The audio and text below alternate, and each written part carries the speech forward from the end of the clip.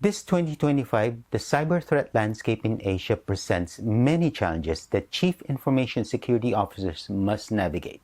Recent insights from the SANS 2024 Security Awareness Report and PwC's Bridging the Gaps to Cyber Resilience, the C-Suite Playbook, underscore the critical importance of enhancing security practices and building resilience against evolving threats.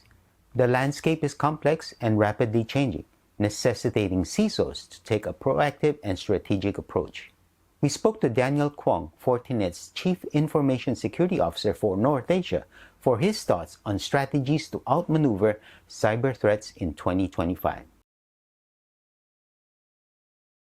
I think in 2024, the most difficult part and the challenge part for the most of the CISO is because of the complexity of the cybersecurity landscape. You know, the threat actors are getting more evolved, and they are actually have a lot of tools for them, and especially with the help of AI and the rise of the cybercrime as a service, that actually put a lot of challenge how CISO should put their priority in terms of what to protect in the complex threat landscape.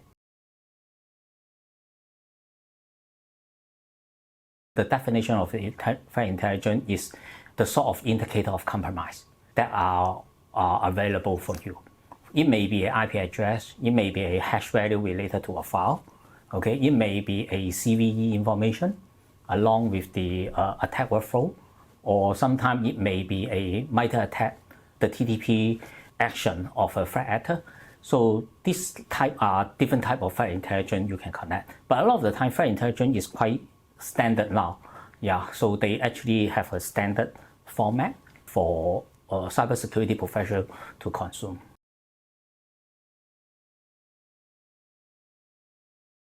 This is an interesting question because a lot of people are talking about threat intelligence.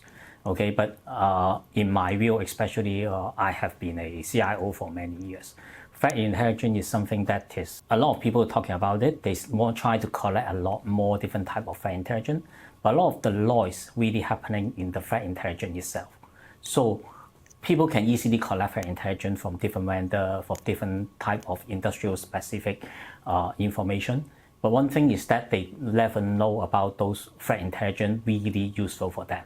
So one of the important things is once you collect the threat intelligence, most important is you have the ability to orchestrate and automate this type of threat intelligence into really useful for your industry or for your deployment.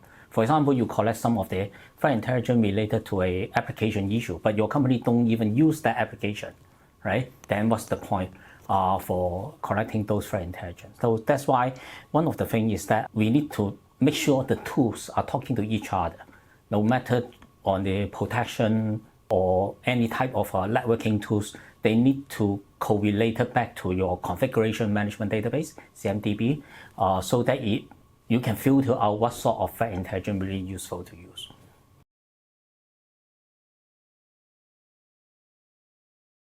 Talking about cybercrime as a service, well, before you heard about ransomware as a service, attack as a service, different type of as a service.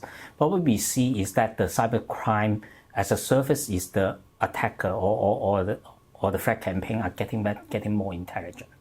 I can actually give one of the example we recently published related to a Chinese game attack vector and how they actually leverage cybercrime as a service. So nowadays, when they develop tools to attack the people, they actually develop tools that really look like a normal application. No one really knows it.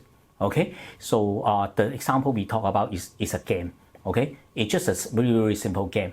But that simple game actually allows you to plug in different modules later on to attack different type of application.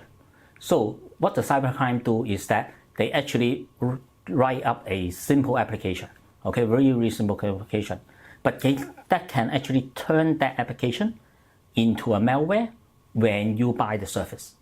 So if you want to, for example, attack a Microsoft application, maybe simply you're targeting Microsoft Excel, Microsoft Word, they can actually install that plugin when you consume it as a service.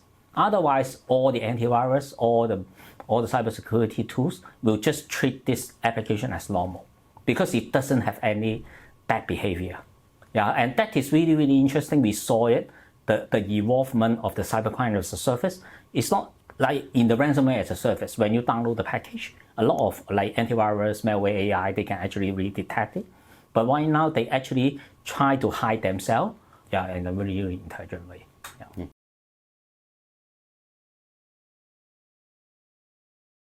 So one of the important things is that the people really need to understand their system and how to assess their system.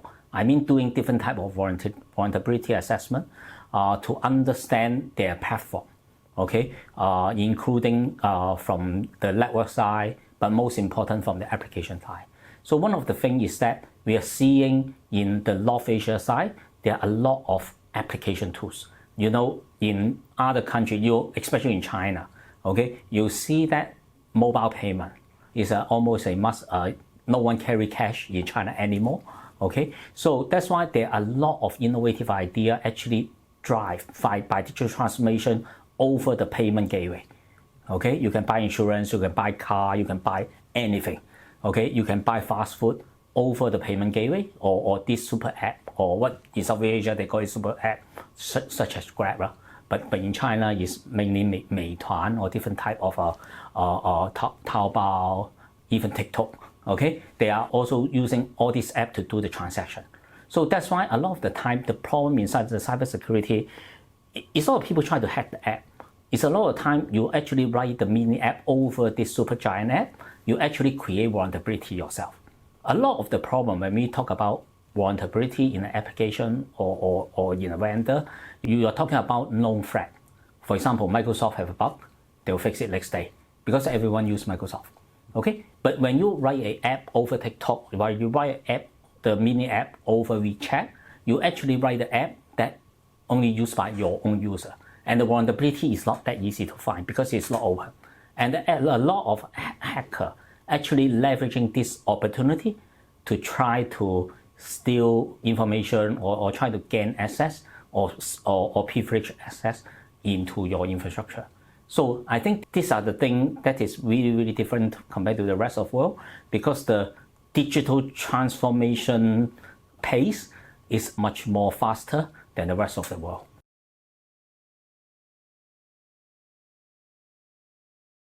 One of the things is that CISO now, because as I say, the cyber attack people are actually develop application or their attack tools really, really clever, okay, yeah, so intelligent. That's why nowadays you have to have some sort of AI capability. Traditionally, most companies will just have antivirus or malware detection, but those malware detection will detect based on signature base, okay. So if that file haven't happened, does not register before, they won't have any signature on this. And now on, you can easily, I just talked to Karen about one of our suppliers. They send us a Excel that require us to enable macro in order to open. And I just tell that supplier saying that it's impossible. It's not just the company policy, it's really common sense that like we don't open external file with macro at all. Even internal file, we try to avoid to open any macro because the virus can come in. And you know, when you create a macro-based virus based on Excel word, you just change a single letter into the macro script, you change the entire file, and the signature change again. That's why we call that nowadays the polymorphic malware. It's really, really easy to create. Everyone can create it, okay? And then you cannot scan by any antivirus signature. So one of the things is that you have to have some sort of AI capability in your toolset and machine learning in your toolset so that you can actually learn based on when you open the file, when you try to execute the file, what sort of action they really perform, okay? And that can help you monitor this more easily. But one of the important things is that you monitor the action. Maybe this malware try to open a file, access the memory, or doing what sort different sort of thing, but you don't really know whether it is really a malware. But actually there's a very, very good framework in the world, it's called MITRE framework. You can actually map the action on the file itself. For example, when you execute the file, when you run the file, what sort of behavior they do, they can actually map back to the MITRE framework and the MITRE framework can actually briefly tell you this file, the action, because the sequence of the action of the file execution is similar to what sort of threat campaign.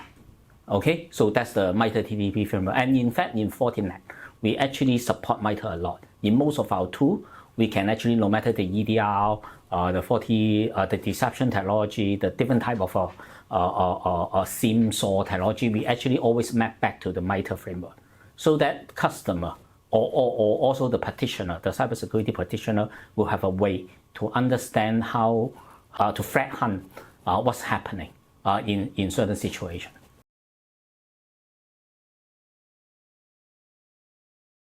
To integrate the digital and physical security, we really need to have a more converged approach.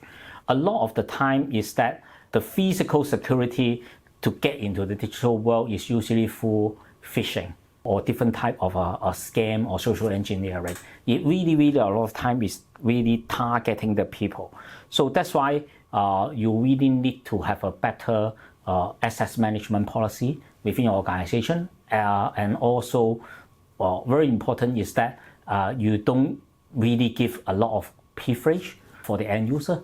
Okay, so that they are being scammed, they are actually don't have the elevator right to get into the network, and that makes sure the practice of least access management is followed. And also very important is that always adopt a zero trust approach, so that multi-factor authentication is in place for anyone trying to access your different type of application or network.